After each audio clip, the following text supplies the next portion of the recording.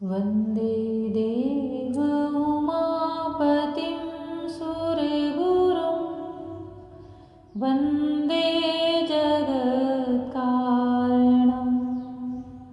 वन्दे पन्नगभूषणं मृगधरं वन्दे पशूनां पतिं वन्दे सूर्यशशाङ्कवह्निनयनं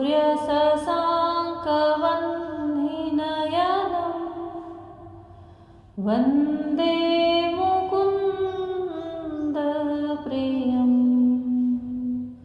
वन्दे भक्तजनाश्रयं च वरदं वन्दे शिवशङ्करं वन्दे शिवशङ्करम्।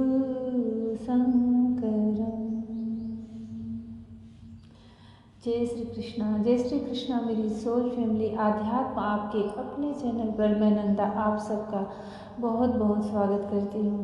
श्रीमद् भागवत महापुराण का छठा स्कंद चल रहा है और इंद्र दधीचि ऋषि के हड्डियों से एक मजबूत और भगवान के आशीर्वाद से वज्र का निर्माण करवाए और उस वज्र से वृत्रासुर का वध करने के लिए एक महाभयंकर युद्ध आरंभ कर दिया।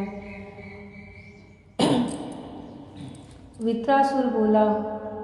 श्री सुखदेव जी कहते हैं कि परीक्षित उस युद्ध में दोनों अपने अपने पराक्रम अपने अपने कौशल और युद्ध का प्रदर्शन करने लगे। वृत्रासुर बोला, आज मेरे लिए बड़े सौभाग्य का दिन है कि तुम्हारे जैसा शत्रु जिसने विश्वरूप के रूप में ब्राह्मण अपने गुरु एवं भाई की हत्या की है मेरे सामने खड़ा है। अरे दुष्ट, अब शीघ्र से शीघ्र मैं तेरे पत्थर के समान कठोर हृदय को अपने शूल से विदीर्ण करके भाई से उरीढ़ होऊंगा।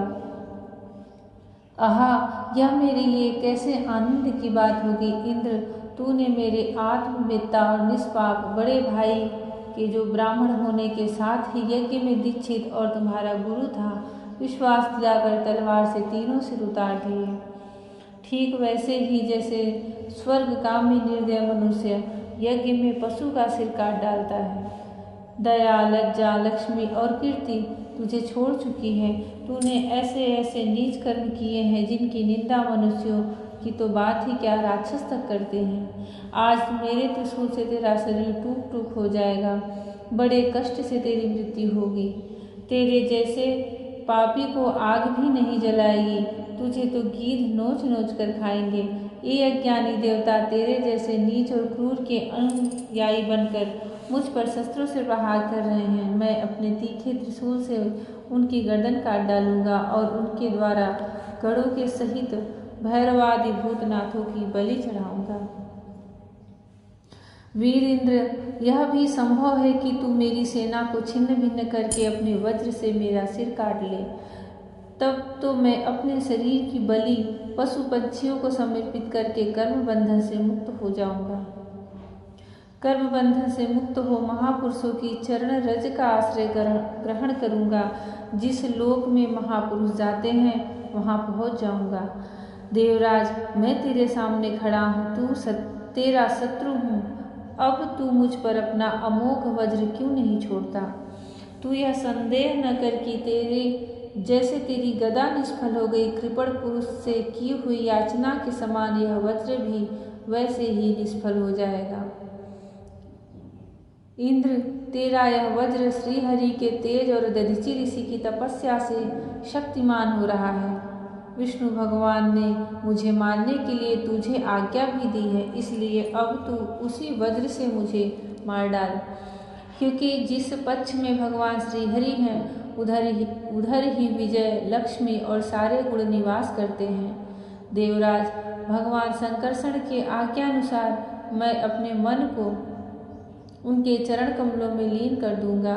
तेरे वज्र का वेग मुझे नहीं, मेरे विषय भोग रूप फंदे को काट डालेगा और मैं शरीर त्याग कर मुनि जनोचित गति प्राप्त करूंगा। जिसको मृत्यु के समय यह ज्ञान हो जाए कि यह जो मेरे सामने सम्मुख मारने के लिए उद्यत है वह मुझे नहीं, मेरे देह को, इस शरीर को मार रहा है। समझ लीजिए उसे उस ब्रह्म ज्ञान का, मोक्ष ज्ञान की प्राप्ति हो गई। उसे मुक्ति प्राप्त करने से फिर संसार की कोई माया रोक नहीं सकती। सिर्फ मनुष्य को यही भेद करना कि जो मैं हूँ वह आत्मा हूँ और यह देह है, यही जन्म लेता है और यही मरता है, समझने में कई जन्म बीत जाते हैं। जब श्री हरि की कृपा होती है, जब उनकी अनुकंपा होती है, तभी किसी जीव का भगवान के प्रति भक्ति, भगवान के प्रति श्रद्धा, निष्ठा और ज्ञान के प्रति उत्सुकता, जिज्ञासुता बढ़ती है और यह धीरे धीरे कई जन्मों में बदलते बदलते श्री हरि को प्राप्त होती है। जिस जीव के सामने, जिस जीव के विवेक बुद्धि में, आत्म में यह प्रश्न उठ जाए कि मैं कौन हूँ, तो समझ लीजिए उसके प्रारब्ध का वह एक बिंदु स्टार्ट हो चुका है, शुरू हो चुका है, जहाँ पर भगवान श्री हरि की प्राप्ति का मार्ग खुलता है। वृत्रासुर युद्ध में इंद्र के सामने खड़े होकर के इंद्र से स्वयं ही कह रहे हैं कि अब तुम मुझे मारो, क्योंकि उन्हें पता है कि इंद्र के हाथ में यह जो वज्र है कोई साधारण नहीं है। श्री हरि का तेज मुनि दधीचि की हड्डियों से बना हुआ वह वज्र उन्हें अवश्य मार देगा और भगवान ने आदेश भी दिया है, तो वह उस मृत्यु से पहले ही अपने ज्ञान में स्थित हो गया।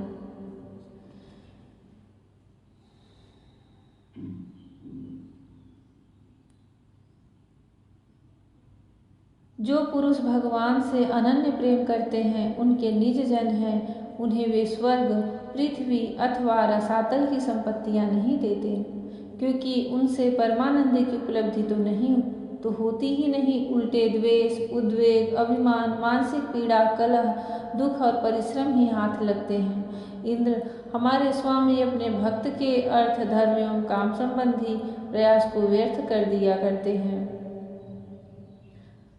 इंद्र हमारे स्वामी अपने भक्त के अर्थ, धर्म एवं काम संबंधी प्रयास को व्यर्थ कर दिया करते हैं और सच पूछो तो इसी से भगवान की कृपा का अनुमान होता है,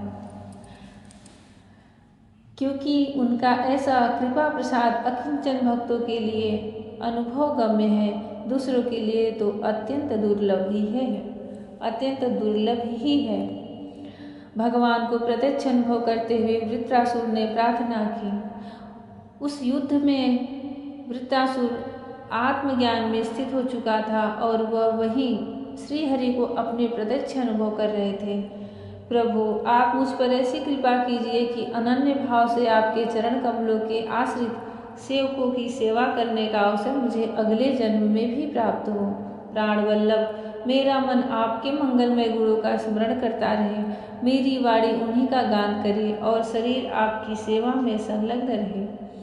सर्व सौभाग्य निधि, मैं आपको छोड़कर स्वर्ग, ब्रह्मलोक, भूमंडल का साम्राज्य, रसातल का एक छत्र राज्य, योग की सिद्धियां, यहाँ तक कि मोक्ष भी नहीं चाहता। जैसे पंछियों के पंखहीन बच्चे अपनी माँ की बाट जोहते रहते हैं, जैसे भूखे बछड़े अपनी माँ का दूध पीने के लिए आतुर रहते हैं, और जैसे वियोगिनी पत्नी अपने प्रवासी प्रियतम से मिलने के लिए उत्कंठित रहती है, वैसे ही कमल नयन मेरा मन आपके दर्शन के लिए छटपटा रहा है। प्रभु, मैं मुक्ति नहीं चाहता, मेरे कर्मों के फलस्वरूप मुझे बार बार जन्म मृत्यु के चक्कर में भटकना पड़े, इसकी परवाह नहीं। परंतु मैं जहाँ जहाँ जाऊँ, जिस जिस योनि में जन्मूँ, वहाँ वहाँ भगवान के प्यारे भक्तजनों से मेरी प्रेम मैत्री बनी रहे। स्वामी, मैं केवल यही चाहता हूँ कि जो लोग आपकी माया से देह, गेह और स्त्री पुत्र आदि में आसक्त हो रहे हैं, उनके साथ मेरा कभी किसी प्रकार का भी संबंध न हो। भगवान की भक्ति प्राप्त करने का सबसे अचूक उपाय यही है कि जो भगवान के भक्त हैं उनसे सन्निधि कर ली जाए, उनसे मित्रता कर ली जाए और उनके ही छत्र छाया में, ताकि उनके हृदय में आप भगवान के भक्तों के निकट रहोगे, समीप रहोगे, तो आपके हृदय में कभी भी किसी प्रकार की माया, मोह, इन सब का बंधन नहीं रहेगा। क्योंकि भगवान के जो भक्त होते हैं वह भगवान की निर्मल कथाओं का गान करते हैं, कीर्तन करते हैं और भगवान की भक्ति से भरे रहते हैं। तो जो कोई भी उनके संपर्क में आता है उसके अंदर के वह सारे विकार अपने आप जलकर नष्ट हो जाते हैं। कोई भी बड़े बड़े जो ज्ञानी होते हैं वह सदैव यही मांगते हैं कि मुझे आपके भक्तजनों की संगत प्राप्त हो। जय श्री कृष्ण। भगवान श्री कृष्ण हमें भी अपने भक्तों की संगति में रखें। उनके कीर्तन, भजन और कथाएं हमें हमेशा सुनने को मिले जब तक यह जीवन है। भगवान श्री कृष्ण सब पर अपनी कृपा दृष्टि बरसाएं।